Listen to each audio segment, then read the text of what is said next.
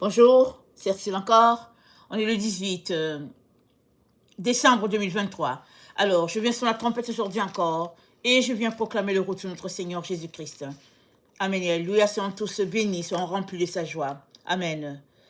Alors, et la guerre s'est présentée. Amen. Et la guerre s'est présentée.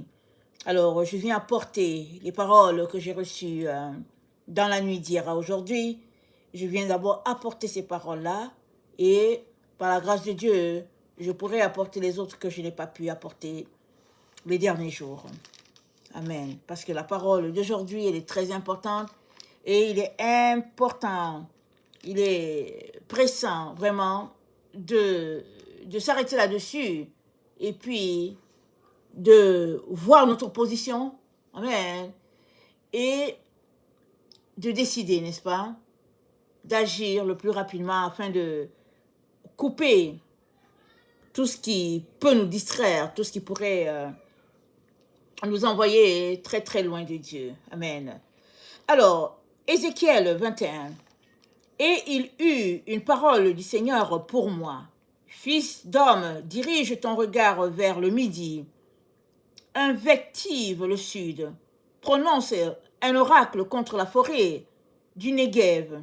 Tu diras à la forêt du Négev, écoute la parole du Seigneur, ainsi parle le Seigneur Dieu. Voici, je vais allumer un feu au milieu de toi. Il dévorera tout arbre vert et tout arbre sec. La flamme ardente ne s'éteindra pas et tous les visages s'y brûleront, du Négev jusqu'au nord. Alors toute chair verra que c'est moi le Seigneur qui t'a allumé et il ne s'éteindra pas. Et moi, le prophète, je dis, ah Seigneur Dieu, ils disent de moi, n'est-ce pas lui, le rabâcheur de paroles. Et il eut une parole du Seigneur pour moi, fils d'homme, dirige tes regards vers Jérusalem, invective les sanctuaires, prononce un oracle contre la terre d'Israël. Tu diras à la terre d'Israël, ainsi parle le Seigneur, je viens contre toi. Je tirerai mon épée du fourreau et je retrancherai de toi le juste et le méchant. C'est parce que je vais retrancher de toi le juste et le méchant. C'est pour cela que mon épée va sortir du fourreau contre toute chair, du Négev jusqu'au nord. Alors toute chair connaîtra que c'est moi, le Seigneur, qui tire mon épée du fourreau, où elle ne retournera plus.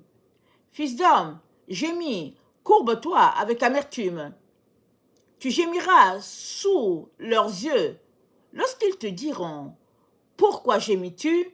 Tu leur diras, à cause d'une nouvelle qui arrive, tous les cœurs vont fondre, toutes les mains faibliront, tous les esprits défailleront et tous les genoux fondront en eau. Voici qu'elle vient, elle se réalise, oracle du Seigneur Dieu. Il y eut une parole du Seigneur pour moi, fils d'homme, prononce un oracle, tu diras ainsi par le Seigneur, l'épée aiguisée et bien polie, aiguisée en vue du massacre, polie pour jeter des éclairs. Il l'a donnée à polir, à saisir à pleine main. On l'a aiguisée, l'épée, on l'a polie pour la mettre dans la main du bourreau. Crie, hurle, fils d'homme, l'épée sévit parmi mon peuple. Elle sévit parmi tous les princes d'Israël. Ils ont été précipités sur l'épée. Avec mon peuple, frappe-toi dans la cuisse. C'est une épreuve. Et qu'arriverait-il s'il n'y avait aussi de sceptres méprisants? Oracle du Seigneur Dieu, écoute fils d'homme, prononce un oracle, frappe tes mains. Frappe tes mains, l'épée frappera 2 fois, 3 fois, c'est l'épée des morts, la grande épée des morts, qu'elle a transpercée, afin de faire trembler les cœurs, de multiplier les chutes. À toutes leurs portes, j'ai placé le massacre de l'épée. Elle est faite pour jeter des éclairs. Elle est polie pour le massacre. Montre-toi tranchante, à droite, à gauche, où que tu doives faire face moi aussi je frappe dans mes mains et j'irai jusqu'au bout de ma fureur. Moi, le Seigneur, j'ai parlé. Amen. Alors, voilà le texte que le Seigneur m'a donné. Amen. Quand j'étais dans sa présence, il m'a donné Ézéchiel 21. Et après cela, il s'est mis à me donner plus d'éléments, n'est-ce pas, pour appuyer la parole d'Ézéchiel 21 de 1 à 22. Donc, je vous conseille de lire Ézéchiel 21, 1 à 22, de le lire et puis relire et de prier, demander au Seigneur et il vous parlera. Amen. Alors, après ce texte d'Ézéchiel 21, amen, le Seigneur m'a donné le 71-27 dans la concordance en hébreu. Amen, 71-27 dans la concordance en hébreu. Et c'est dit, c'est le temps de s'approcher de Dieu. C'est le temps d'être proche. Amen. Ça dit un temps d'intimité. Amen. Puisqu'on est dans le temps où l'épée s'est levée et elle va frapper et les bons et les méchants et puis on ne sait pas qui sera épargné, il est donc très très important de bâtir sa relation avec le Seigneur, d'être proche. Et être proche de Dieu, ça veut dire quoi? Ça veut dire quitter les voies du mal et se tenir proche de Dieu. Alors, Jésus-Christ a dit, ils se tiennent loin de moi parce qu'ils veulent cacher leurs œuvres. Parce que leurs œuvres sont mauvaises. Alors, ils se tiennent loin de moi. C'est quand Jésus-Christ était sur la terre et qu'il parlait aux pharisiens. Les pharisiens se tenaient loin de Jésus. Ils ne voulaient pas s'approcher. Parce qu'en s'approchant, ils se disaient, en tout cas, il va nous dénoncer. Alors, ils se tenaient loin. Et quand Dieu nous dit d'être proche, il est en train de nous dire d'enlever nos péchés. Pour être proche, c'est pourquoi il dit de s'approcher, d'être intime. Mais on vit dans un temps où la plupart a été éduquée à ne pas demander pardon, à ne pas venir voir Dieu, puisque c'est la grâce qui est prônée. Alors, les gens mènent une vie dépourvue de tout intérêt pour Dieu, et les dimanches, ils vont à l'église, ils ont confessé un jour qu'ils donnent leur vie à Jésus, ils sont entrés un jour dans les eaux du baptême, et puis ben, voilà la vie. Et ils vivent comme ces gens-là qui mettent le cruise control dans leur voiture. Alors, ils entrent dans la voiture, ils font un voyage, ils mettent le cruise control. Ils ne veulent plus toucher à rien. Pas étonnant, n'est-ce pas, qu'ils s'endorment. Amen. Pas étonnant qu'ils s'endorment. Parce qu'une personne qui est en train de conduire, elle doit être éveillée et pas à peu près. Parce que si la route est droite, on ne sait jamais quel animal peut surgir parce qu'il veut traverser d'un bout à l'autre et puis, ben, oups, voilà. Alors, quand tout est sous le cruise control, on est dans cet état somnolent, endormi, et puis on a un œil ouvert et puis on conduit quand même, on se dit, ça va, tout est sous contrôle. Mais c'est la personne qui conduit qui dit ça. Mais on ne sait jamais d'où peut venir l'épreuve. Et Dieu de dire à ses enfants de s'approcher de lui. Et s'approcher de Dieu, ça veut dire être éveillé, être réveillé, être alerte. Et Dieu dit dans Éphésiens 4, je vais lire.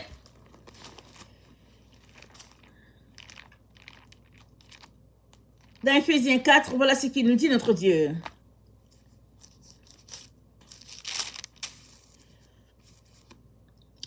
Excusez-moi, Éphésiens 5. C'est pour cela qu'il est dit, réveille-toi, toi qui dors, relève-toi d'entre les morts, Christ t'éclairera. Tu es appelé à sortir d'entre les morts. Ce n'est pas les morts qui sont dans les cimetières. C'est les gens de ton quotidien.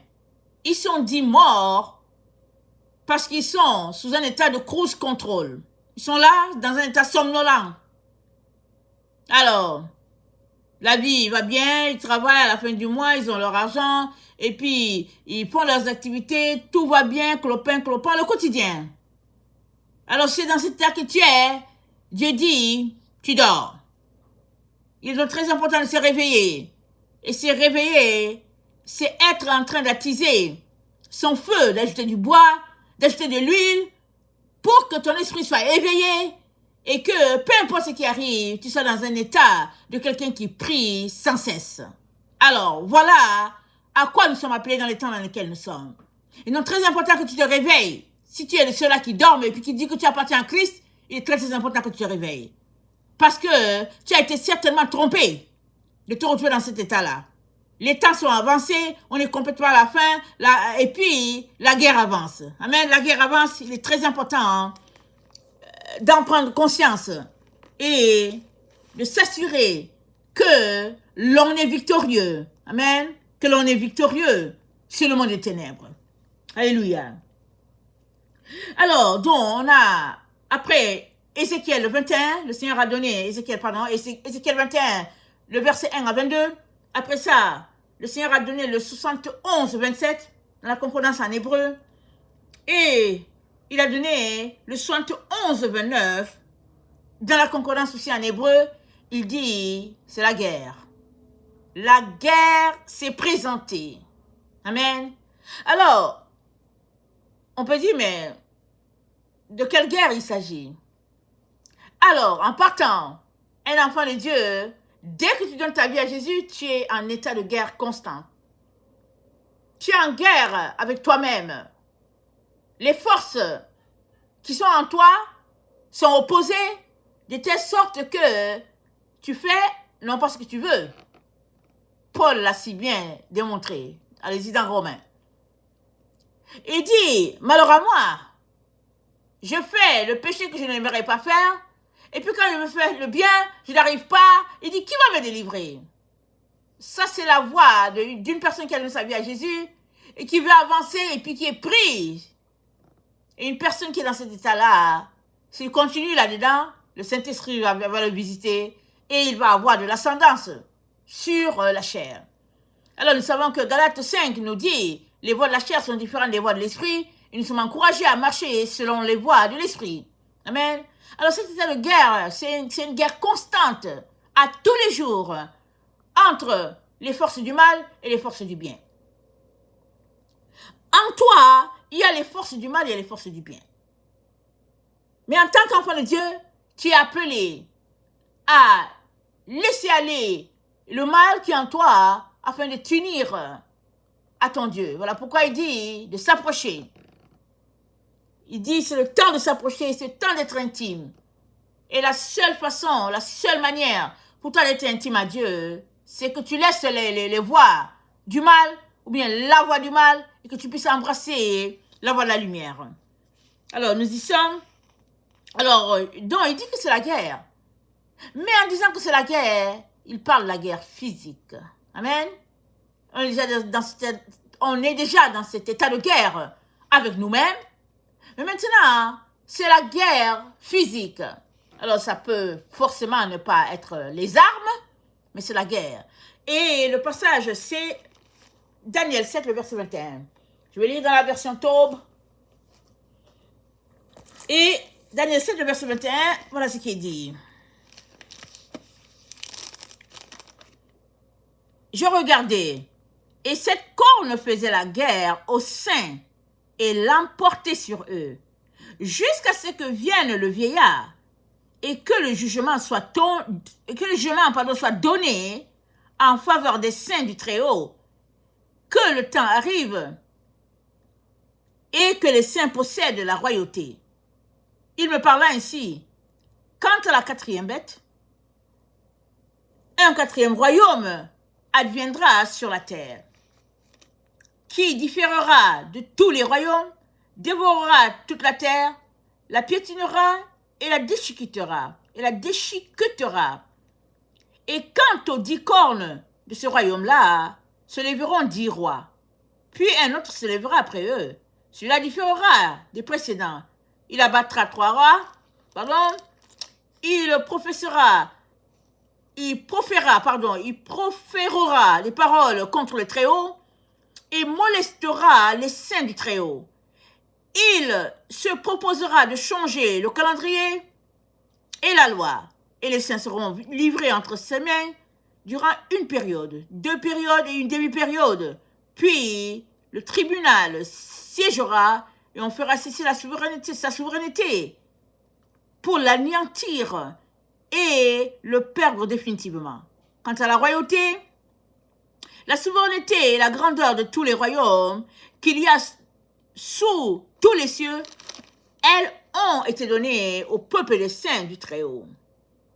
Sa royauté est une royauté éternelle. Toutes les souverainetés le serviront et lui obéiront. Amen. Donc il y a guerre. C'est ce que le Seigneur dit. Et il nous a donné donc le 71, 29, dans la concordance en hébreu, il nous dit qu'il y a la guerre.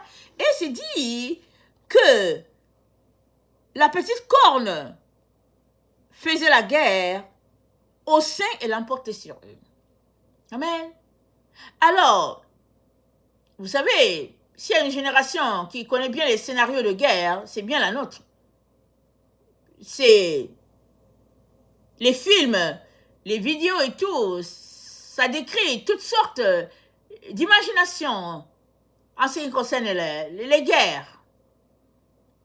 Mais ici, le Seigneur est en train de te dire que la corne sera en position d'autorité et elle émettra des politiques qui iront contre les valeurs des enfants de Dieu. C'est ça que le texte est en train de nous dire. C'est ça qui est sous-entendu.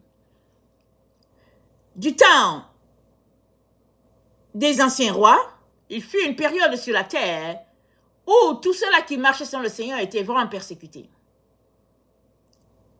Les politiques en place étaient contre eux.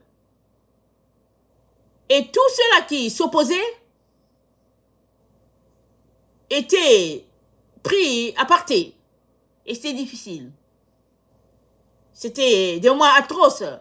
Et 20 ans sur la terre où finalement, la chrétienté est devenue une chrétienté selon les normes des différents États. Et Dieu nous dit que là où on est, voilà, on entre dans un état de guerre. Une guerre où la petite corne fera la guerre aux enfants de Dieu. Dès que la petite corne va s'assurer que c'est un vrai enfant de Dieu, alors la guerre sera là. Ou bien, les politiques en place seront telles que le vrai enfant de Dieu va s'abstenir et il va souffrir. Mais ceux qui sont habitués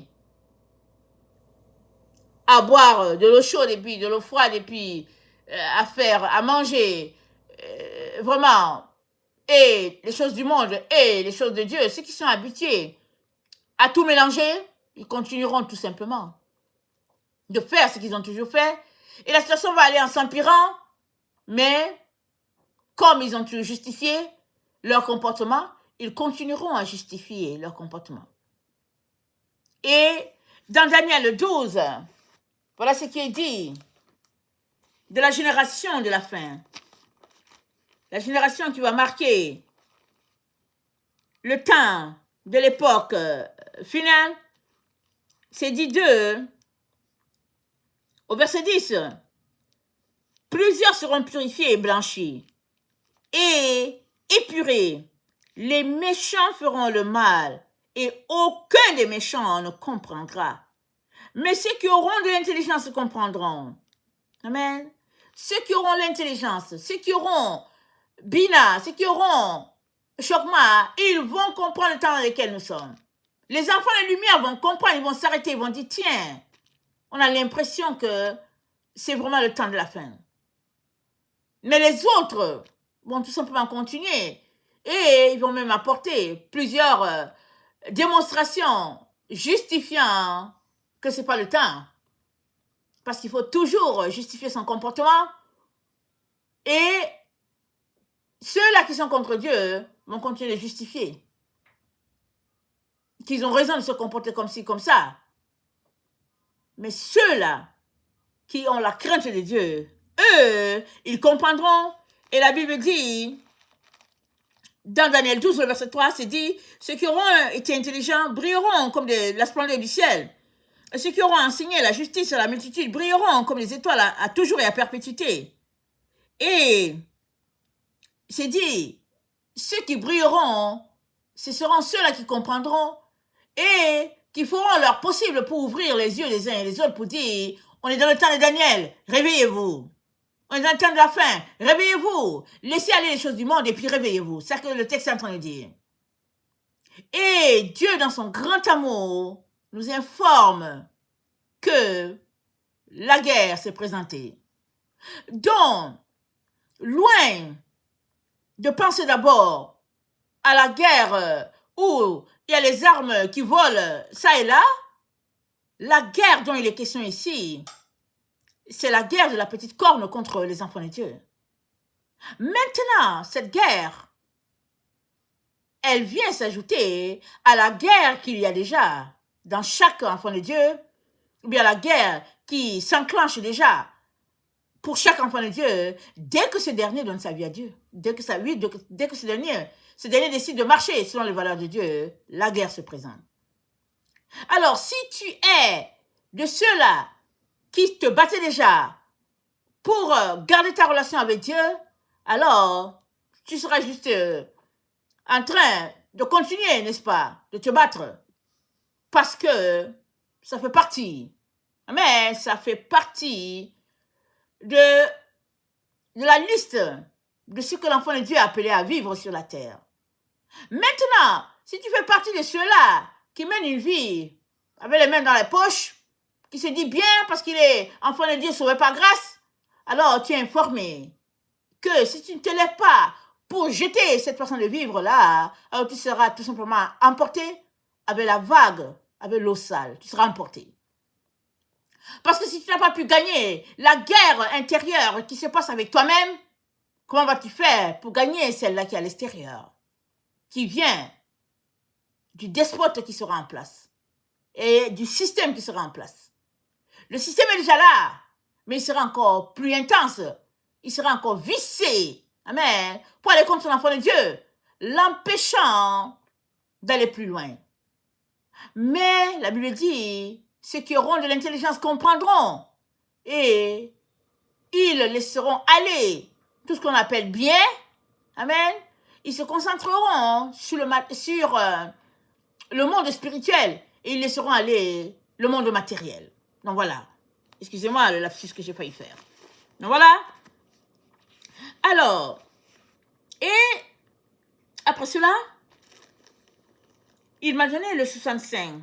J'ai oublié, je ne sais plus si c'est dans la concordance grecque ou bien hébreu, je me rends compte que je ne suis pas noté, mais vous allez vérifier. Il m'a donné le 65. Et dans le 65, Romains 11 nous envoie dans la pensée du Seigneur.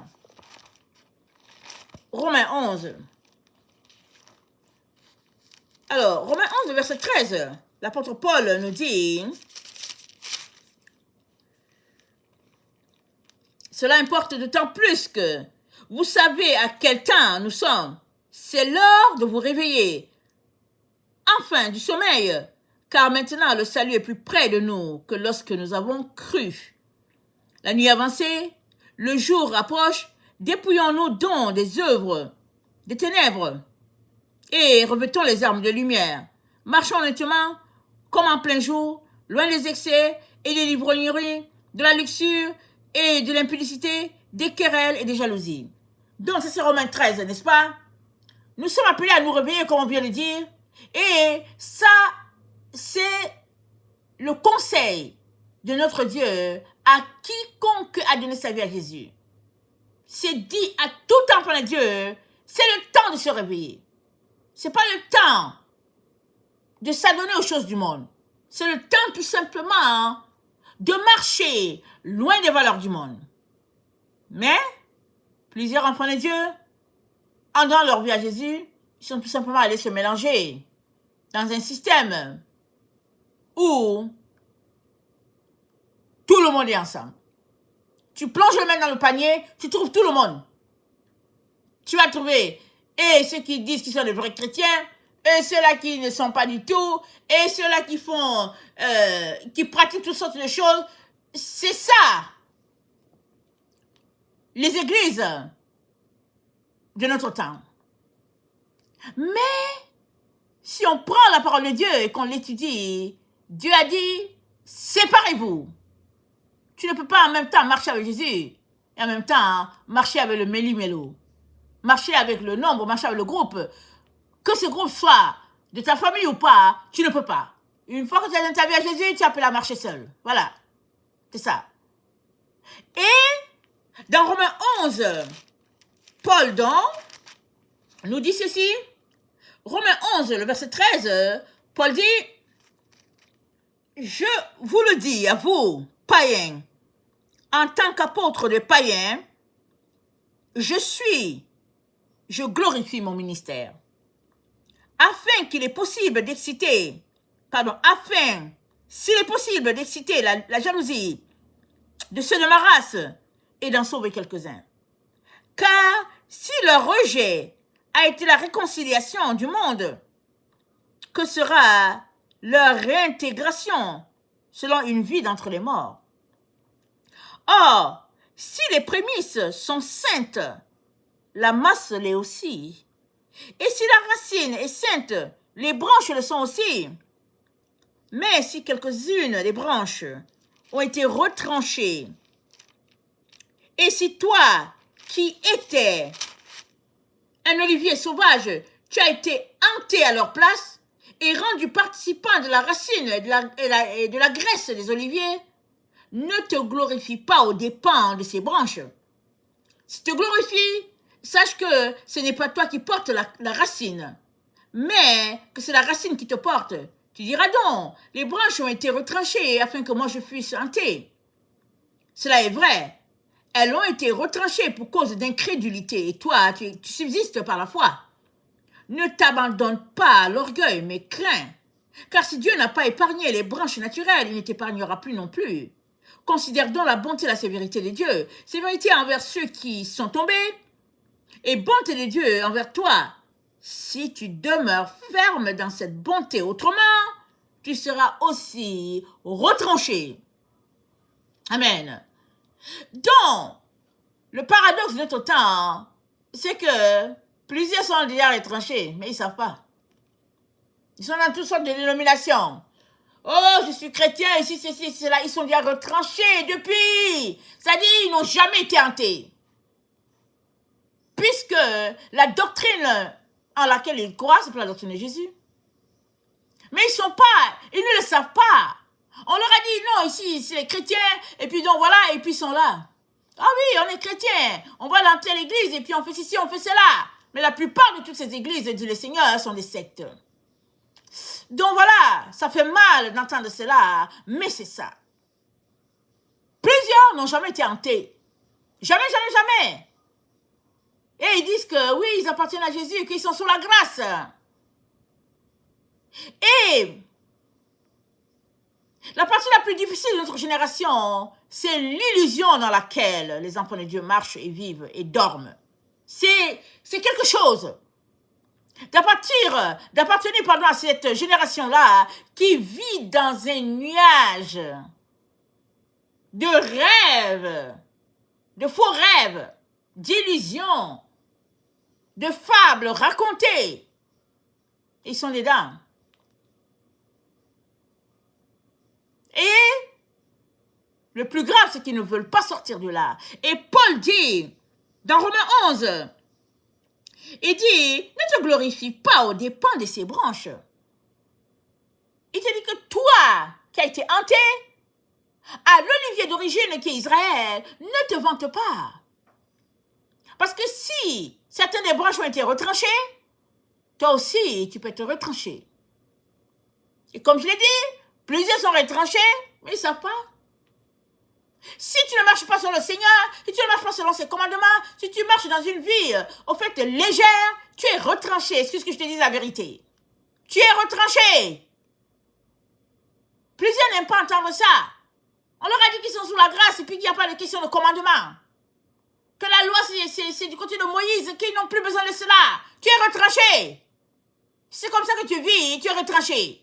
Alors, laisse-moi t'informer ce matin que tu es retranché. À moins que tu te répandes, que tu retournes à l'origine, à la source, que tu demandes pardon à Dieu et que tu aies été connecté correctement, tu es retranché. Mais les enfants de Dieu n'aiment pas ça, ils ne veulent pas qu'on le leur dise. Surtout si on leur a vanté que leur dénomination c'est la meilleure sur la terre. Ils sont là marchant avec titre de dénomination. Mais ils sont dans les sectes.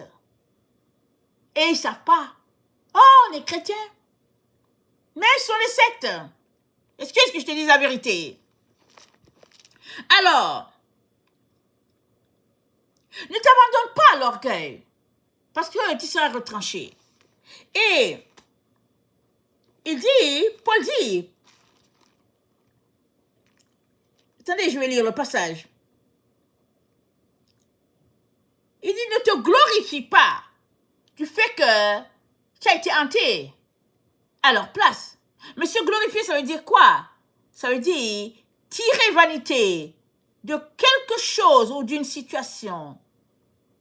Se glorifier, c'est avoir une certaine prestance de supériorité par rapport aux autres. C'est de penser qu'on l'a et les autres ne l'ont pas. Et de marcher dans cette voie-là qui est empruntée. On se dit, ah non, mais vraiment, ils ne comprennent pas, et puis ben voilà, etc., etc. C'est ça.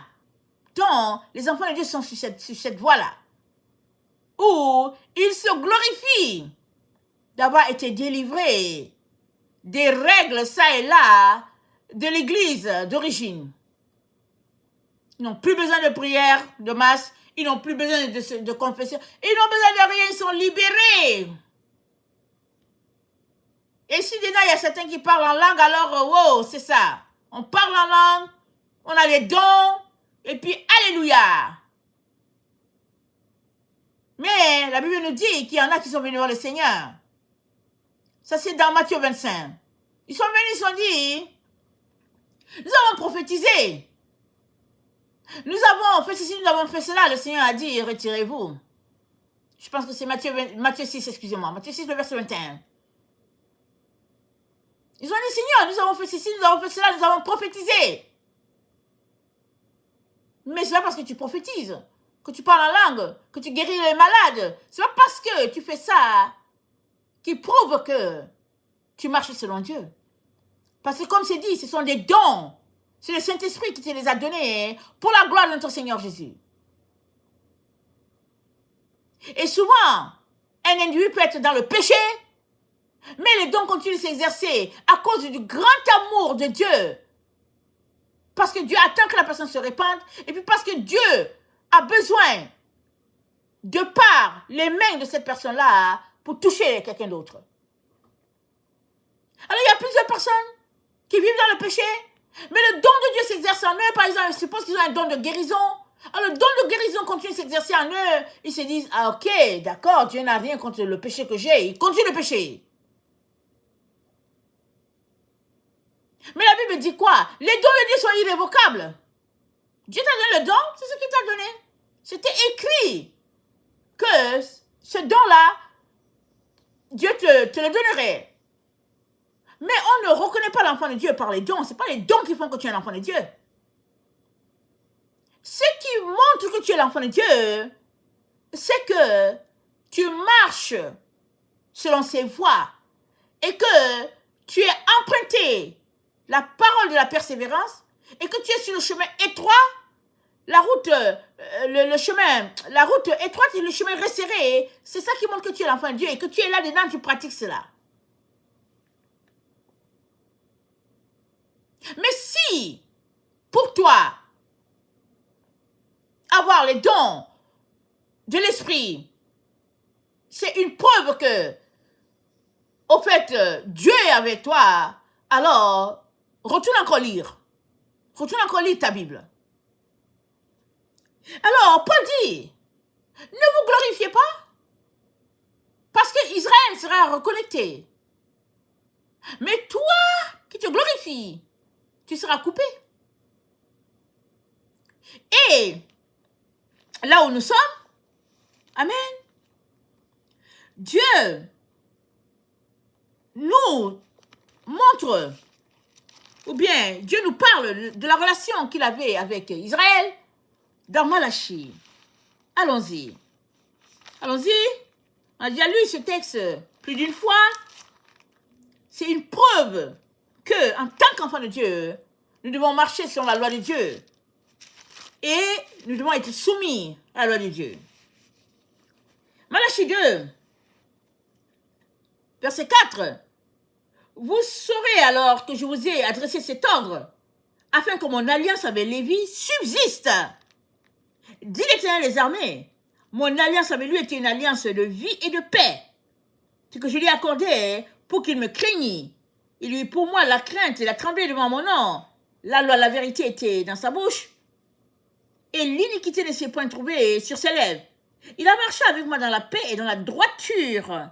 Il a détourné du mal beaucoup d'hommes. Il a marché avec moi dans la paix et la droiture. Les enfants de Dieu aujourd'hui, ils n'aiment pas la droiture. Ils aiment la voix clopin.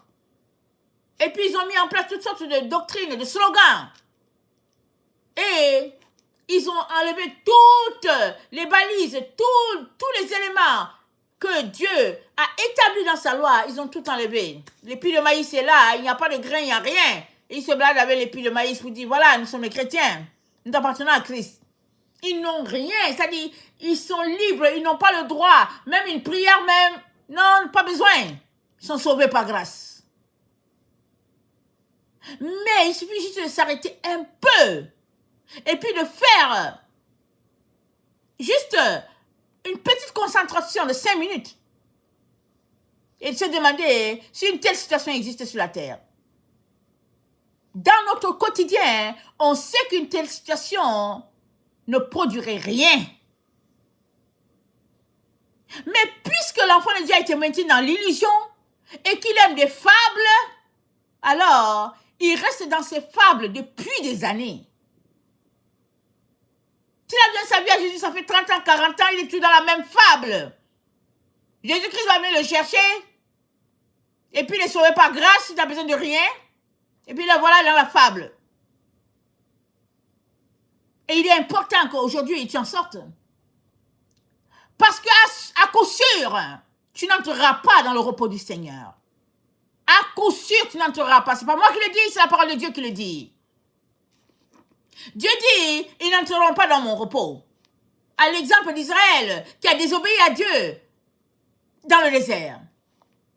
Ils ont mangé la manne, ils ont mangé la caille, ils ont vu la gloire de Dieu, mais ils ne sont pas entrés dans le repos du Seigneur. Parce qu'ils ont désobéi. Même chose pour les enfants de Dieu aujourd'hui qui sont dans l'illusion. Qui refusent de marcher sur la droiture, qui refusent de pratiquer les lois de Dieu, qui mettent les lois des hommes, et puis qui se font enseigner par des gens qui n'ont rien à voir avec Dieu. Et ils considèrent les gens selon les motifs de leurs propres intérêts. Et ils ont mis en place des églises qui les arrangent. Et ils sont là en train de berner le peuple. Parce que les leaders de toutes ces églises-là savent que le peuple est berné. Les leaders de ces églises savent que eux, ils appartiennent à Satan. Ils le savent très bien, ils le savent. Le peuple ne sait pas qu'il est dans un piège, dans un labyrinthe.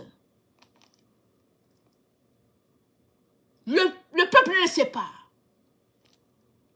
Et il est là, dimanche après dimanche, se disant, se convainquant qu'il va rencontrer Dieu, qu'il appartient à Dieu. Mais le nom du peuple est déjà enregistré dans les registres de Satan. Et voilà le temps dans lequel nous sommes. Et Dieu, dans sa grande bonté, te permet de savoir aujourd'hui que la guerre s'est présentée. Que vas-tu faire? Vas-tu courir et puis sortir de là et puis pour mettre ta vie en règle? Enfin? Ou bien vas-tu continuer à croire à tous ces mensonges-là qui te propulseront dans l'éternité, séparés à tout jamais de Dieu.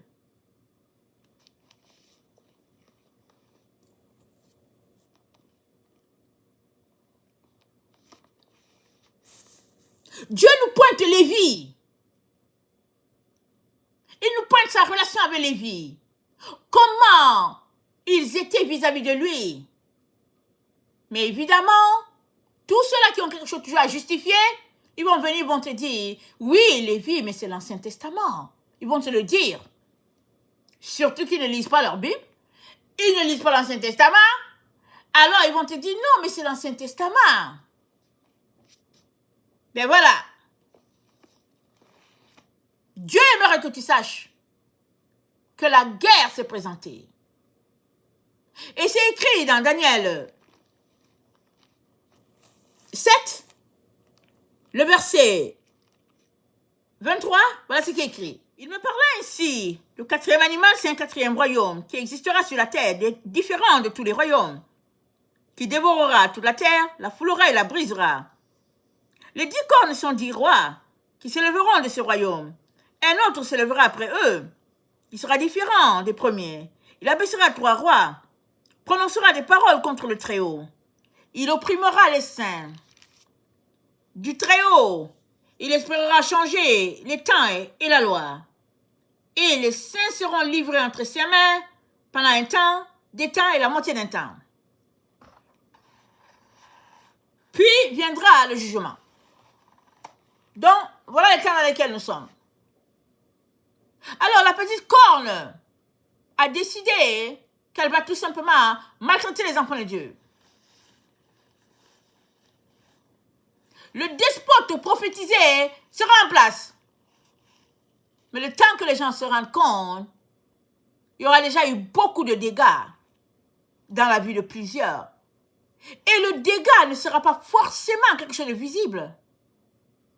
Si tu as passé ta vie à te compromettre, tu vas juste te trouver que ça va de soi.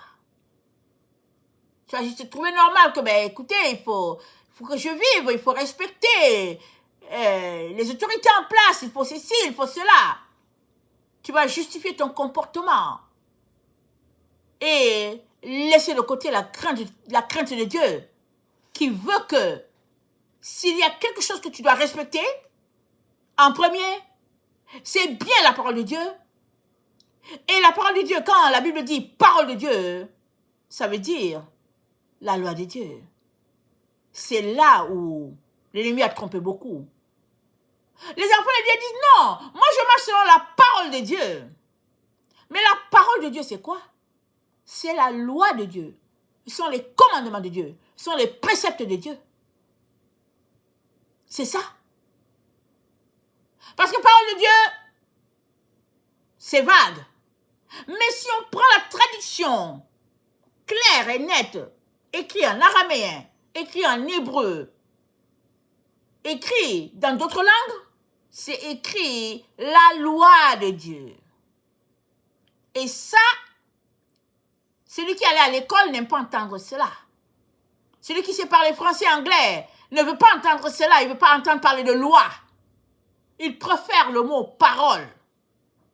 Ok? Vas-y, mets le mot parole. Mais, est-ce que tu es en train d'obéir à la parole? Et tu es en train d'obéir à la parole. Parce que, qui dit parole de Dieu, dit obéissance à ce qui est sorti de la bouche de Dieu. Et Dieu dit, rien ne sort de sa bouche sans accomplir ce pourquoi ça a été envoyé. Alors, Dieu attend de ses enfants qu'ils marchent selon ce qu'il a dit, qu'on prouve que ce sont ses enfants. Quel est l'enfant qui n'obéit pas à ses parents? Si ce sont tes parents, pourquoi tu ne leur obéis pas? Alors si Dieu est ton père, pourquoi tu n'obéis pas aux préceptes qu'il a mis en place pour toi? Alors, le despote vient et il va juger pour le compte de Dieu, tous ceux-là qui ne veulent pas obéir à Dieu, le despote va juger.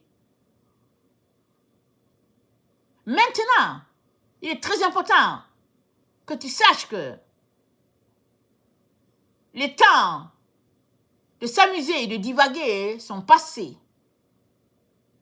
C'est le temps où chacun recevra son cadeau, comme on dit, parce que Dieu est en train de juger.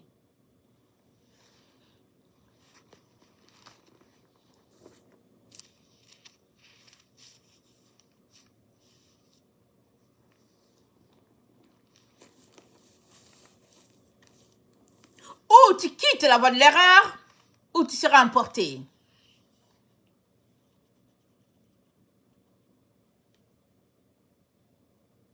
Et après m'avoir donné le 65, parce que tout ce que j'ai expliqué, ça vient du 65, il m'a donné le 818 dans la concordance grecque. Il dit, ses enfants ont décidé de le déshonorer. Le 818 dans la concordance grecque, c'est le déshonneur. C'est le mépris de Dieu. C'est prendre les choses de Dieu de manière légère et justifier pourquoi on n'obéit pas. C'est une insulte à son Dieu. Et Dieu a dit, tu ne prendras pas le nom de l'Éternel ton Dieu en vain.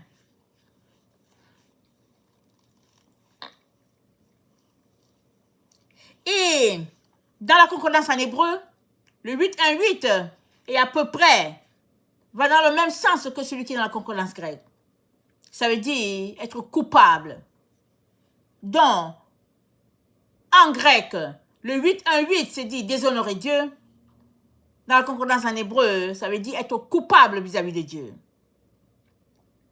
Et la Bible nous dit, dans Lévitique, dans les consignes que Dieu avait données à Moïse et puis à Aaron, comment il devait se comporter, dans une situation d'une personne coupable, il y avait une offrande qui était offerte.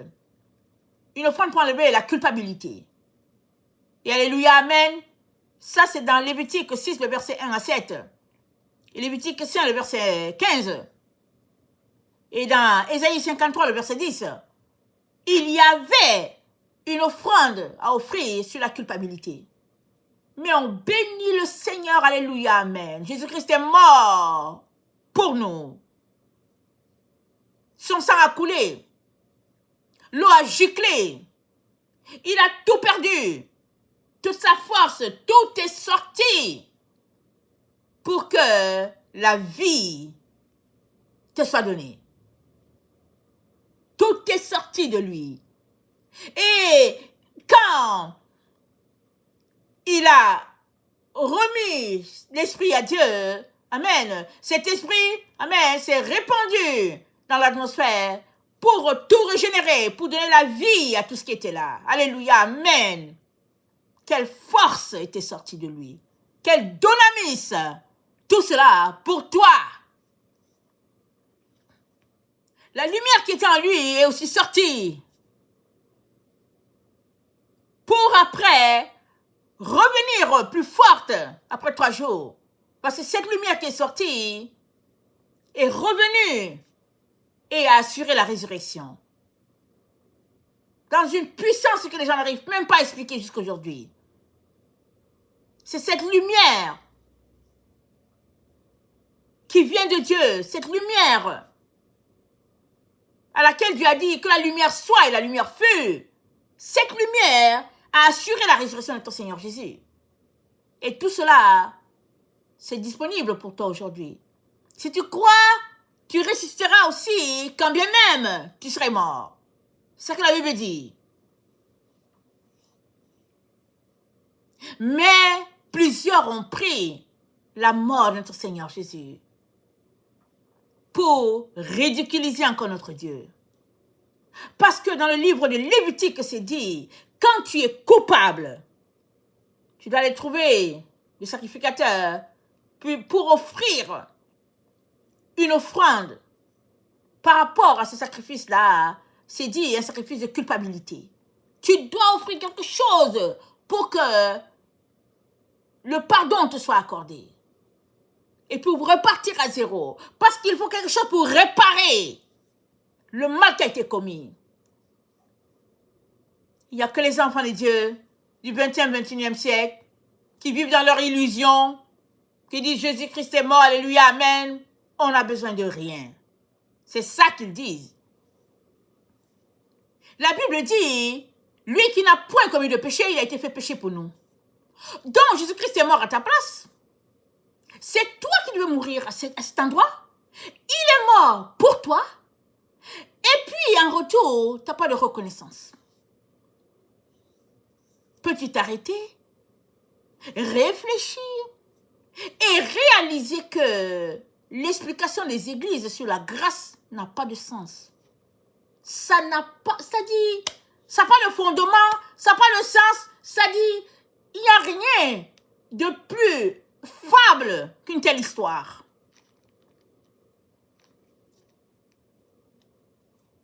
Mais elle convient à beaucoup.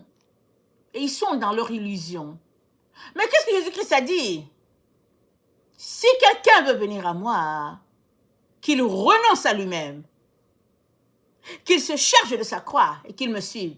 Il me semble qu'il y a 3 éléments qui sont alignés là. Renoncer à toi, ça dit quoi?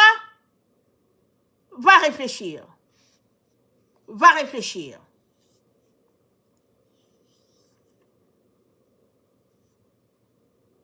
Alors Jésus-Christ a payé pour toi. Et en retour, il y a quelque chose que tu dois faire. Sûr et certain, ce n'est pas de marcher dans l'illusion d'un salut qu'on t'a collé. Tu es dans l'illusion. Si, depuis des années, tu marches dans ce salut-là, dans cette gratuité de salut-là qui est proclamée dans plusieurs églises, où les leaders mènent une vie de pacha, sont bien, et ils attendent que Jésus-Christ vienne les sauver. Ou bien qu'ils attendent d'aller à Jésus. Et après le 8, le Seigneur m'a donné le 7-2-9. Il dit, c'est le temps d'être ferme et stable dans sa relation avec le Seigneur.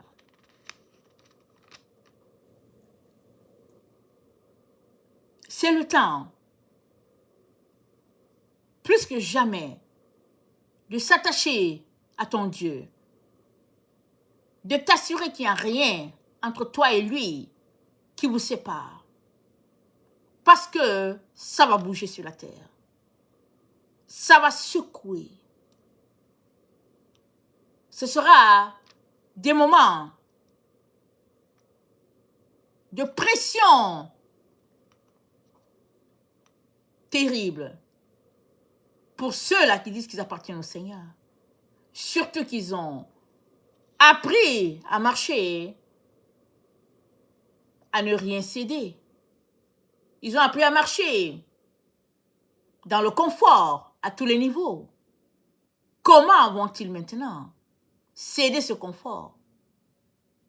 Et le Seigneur m'a montré comment plusieurs sont tournés tout simplement vers le despote. Ils sont tournés vers la petite corne. Et ils ont dit, il faut obéir aux autorités. Donc ils sont tournés vers la petite corne. Et puis ils ont fait comme s'ils n'ont jamais entendu. Ils ont fait comme s'ils n'ont jamais vu.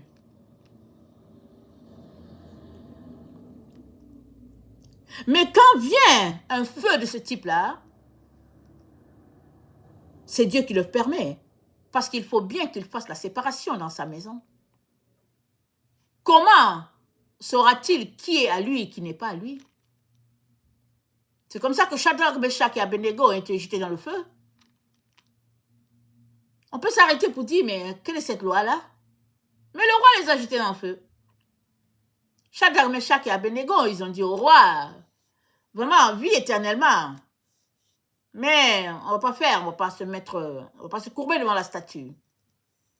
Si on doit mourir, ben voilà. C'est que c'est ça, c'est que notre temps est venu de mourir. Et effectivement, ils ont été jetés dans la fournaise. Et il n'y avait pas seulement Shadrach, Meshach et Abednego. Cette fois-ci, ils étaient 4. Alléluia. Dieu s'est glorifié. Mais la Bible nous dit que dans ce temps dans lequel nous sommes, ce ne sera pas comme ça que les choses vont finir. Pour la génération de la fin, la génération dans laquelle nous sommes, c'est pas dit ça. C'est dit dans l'Apocalypse 6, le verset 11, c'est dit, et je commence à lire au verset 9, quand il ouvrit le 5e sceau, je vis sous l'autel les âmes de ceux qui avaient été immolés à cause de la parole de Dieu et à cause du témoignage qu'ils avaient entendu. Ils crièrent d'une voix forte en disant, jusqu'à quand, Maître saint et véritable, tardes-tu à juger et à tirer vengeance de notre sang sur les habitants de la terre? Une robe blanche fut donnée à chacun d'eux et il leur fut dit de se tenir au repos quelque temps encore, jusqu'à ce que fût complet le nombre de leurs compagnons de service et de leurs frères qui devaient être mis à mort comme eux. Donc, il y a un bon groupe qui passera par des moments assez intenses d'intimidation, de pression sur le corps. Amen. Si tu n'as pas appris à dire non aux envies de ton corps, comment vas-tu dire non ce jour-là? Voilà le temps prophétisé par Daniel qui est venu nous trouver. Et nous y sommes. Nous y sommes et les choses se dérouleront comme le Père l'a dit. Il est important que tu t'assures que tu es assez équipé pour tenir. Et après avoir donné le 7 de 9, le Seigneur m'a donné le 40-47 dans la concordance grecque, se tenir jusqu'au temps de la rédemption. Se tenir jusqu'au temps de la rédemption et Éphésiens 1, le verset 11 à 18 dit ceci. Éphésiens 1, le verset 11 à 18. C'est dit, en lui nous sommes aussi devenus héritiers ayant été prédestinés suivant la résolution de celui qui opère toutes choses, d'après le conseil de sa volonté, afin que nous servions à la louange de sa gloire. Nous qui d'avance avons espéré en Christ, en lui aussi en lui, vous aussi, après avoir entendu la parole de la vérité, l'évangile de votre salut, en lui vous avez cru et vous avez été scellés du Saint-Esprit qui avait été promis, lequel est le gage de votre héritage pour la rédemption de ce que Dieu s'est acquis, à la louange de sa gloire. Donc nous sommes dans ce temps de rédemption-là, qui n'est pas loin. Mais avant que ce temps éclôt et que la gloire de Dieu vienne se répandre sur toute la terre, Dieu veut savoir qui est vraiment lui et puis qui joue plusieurs jours. Il y a ces trucs-là qu'on appelle le yo-yo. Tu prends la corde, je ne sais pas, tu le roules comment, et puis ça fait un effet de pression de telle sorte que le yo-yo continue de rouler d'un bord ou de l'autre jusqu'à ce qu'à un moment donné, la pression n'est plus là, et puis ben voilà, le yo-yo tombe, et puis tu regardes, tu vois que c'était cette bille ronde-là. Plusieurs jours au yo-yo avec le Seigneur. Ils sont d'un bord et puis de l'autre, et puis ils sont là, oh Seigneur, et tout, et puis bon, voilà, nous t'aimons, et puis ils jouent au yo-yo. Et la séparation sera faite. De telle sorte que ceux qui aiment jouer au yo-yo vont continuer de jouer à leur yo-yo. Ils iront le faire avec la petite corne. Et ceux-là qui disent que non, le temps du yo-yo est passé, eux, ils se retrouveront avec le Seigneur. Vivants ou morts, ils choisiront tout simplement Jésus. Alors, Éphésiens 5, le verset 16 nous dit ceci. Je termine avec cela. Éphésiens 5, le verset 16. Ça dit... Pardon, Éphésiens 5, le verset 15. Prenez donc garde de vous conduire avec circonspection, non comme des insensés, mais comme des gens, comme des sages. Rachetez le temps, car les jours sont mauvais. C'est pourquoi ne soyez pas inconsidérés, mais comprenez quelle est la volonté du Seigneur. Ne vous enivrez pas de vin, c'est la débauche. Soyez au contraire remplis de l'esprit. Entretenez-vous par des psaumes, par des hymnes et par des cantiques spirituels, chantant et célébrant de tout votre cœur les louanges du Seigneur. Rendez continuellement grâce pour toutes choses à Dieu, le Père, au nom de notre Seigneur Jésus-Christ. Vous soumettant les uns aux autres dans la crainte du Seigneur. Amen et alléluia. Voilà le conseil de notre Dieu. Il dit, ne vous enivrez pas de vin, c'est la débauche, soyez au contraire remplis de l'esprit. Et on peut ajouter, ne vous enivrez pas des choses du monde. Détournez-vous des valeurs du monde. Et l'apôtre Jean nous dit, l'amour du monde, c'est inimitié contre Dieu.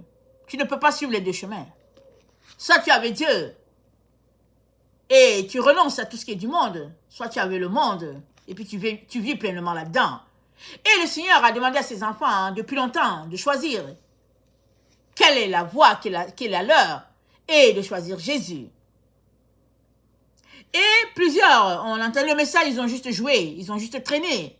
Et Dieu lui-même dit, c'est le temps maintenant où la séparation sera faite, clairement, clair et net. Et il est très important que ce message qu'il nous a donné aujourd'hui, que tu puisses le prendre au sérieux et que tu puisses, une bonne fois pour toutes, régler la question de ton appartenance. Amen. Que le Seigneur bénisse sa parole. Maranatha, Jésus revient. Amen et alléluia. Sont tous bénis. Amen.